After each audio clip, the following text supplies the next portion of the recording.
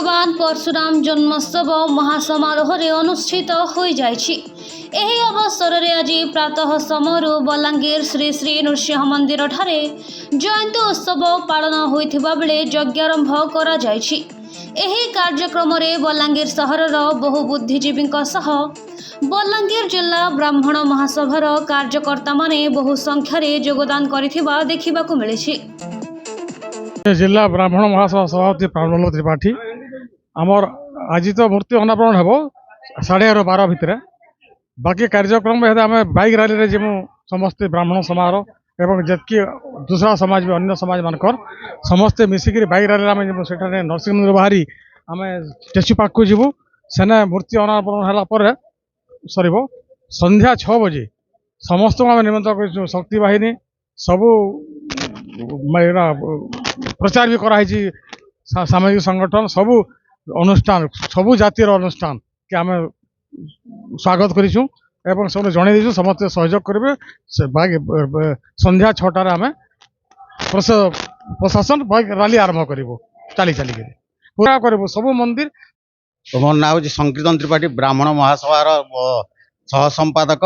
आर्तार आम बसचु स्वामी स्त्री मेनका मिश्र आ मुई आटा आम पूर्वपुरुष कर ब्राह्मण महासभा कर कार्यक्रम आम मैंने सब कर 3 वर्ष 4 वर्ष है परशुराम जयंती बहुत जोरसोर चली आज सकाल यहाँ पूजा न सरला पुणी आम मूर्ति अवतरण करमा आरटीओ छकरे संध्यारे आमर विशाल रैली है झांझी को कौन कहते जोरसोर कर कर्म बहुत सुख शांति बलांगीरवासी सबको सुख शांति भरीपूरी दौन भगवान परशुराम या मोर कामना आमर समस्त कर्मकर्ता जी आमर ब्राह्मण महासभार समस्त को एकताबद्ध रखी दो और समस्त सुख शांति भगवान प्रदान करंतु यह ही मोर कामना। देखो ना ये परशुराम भगवान चिरंजीवियान इटा खाली ब्राह्मण मानकर नुहे से समस्त आनुकूल्यटा ब्राह्मण करुचे सेटा हूँ इम्पोर्टेंट आर आमे सबू समाज सबू संगठन सबू जेते जेते बलांगीर छुटिया बड़ संगठन समस्त को निमंत्रण करूँ प्रशासनिक स्तर करूँ राजनैतिक स्तर रे भी करूँ लोक प्रतिनिधि के करूँ आमे सबको सामिल करके नबार लगे अच्छे इटा ब्राह्मण महासभा खाली लीडिंग करुचे हेतकी नहे नेले आमे सबको नहीं सबे चांदा भेदा भी दौन समस्ते सहयोग भी करुन बहुत सुंदर हूँ इटा हूँ 3 नंबर बरस आगु जेनटा होता कम होता एवं बहुत सुंदर प्रशासन भी आमको साहाय्य दौचे आगामी दिन में बहुत सुंदर भव्य शुभ यात्रा करा प्रतिश्रुति दौर। ना जयराम मिश्र पूर्वतन ब्राह्मण महासभार संपादक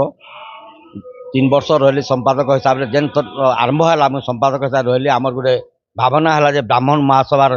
तथा ब्राह्मण मान को एकत्रित करें विशाल हिसाब से आम आमर जेन ब्राह्मण संगठन अच्छे से मजबूत है से लाइन रे गोटे भाविक आमर परशुराम बाहिनी सृष्टि कलु यंग पिला मान को आम नेलु से पिला माने लागी पार्टी कर बलांगीर रे गोटे भगवान परशुराम को मंदिर तैयारी हो पार्बा से गोटे जगटे खोजले आम पाइलु बलांगीर जगर्स पार्क कलेक्टर रेस फ्रंट रे जगर्स पार्क सियाड़े थिला 10,000 वर्गफुट जमी थिला सेनु आम 5,000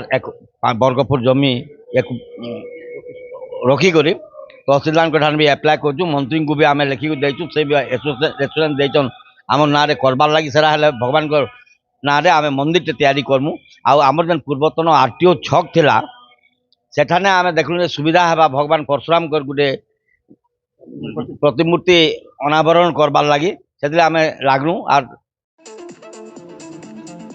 बलांगीर देवाशीष मिश्र रिपोर्ट कुशल प्रवाह।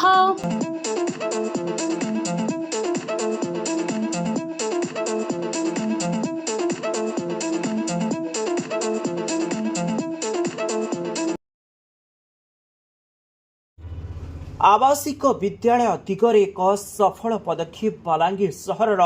भगवती नगर रे अवस्थित विद्या भारती आवासिक विद्यालय कोचिंग जेभଳି उन्नत व्यवस्था रही स्मार्ट क्लास सेभଳି आकर्षणीय व्यवस्था रही छात्र छात्री स्वतंत्र हॉस्टेल व्यवस्था जो ସୁନାମ ଅର୍ଜନ କରିଥିବା ଏହି ଆବାସିକ ବିଦ୍ୟାଳୟରେ ଅନଗ୍ରସର ପିଲାଙ୍କ ପାଇଁ ସ୍ୱତନ୍ତ୍ର ଧ୍ୟାନ ଦିଆଯିବାର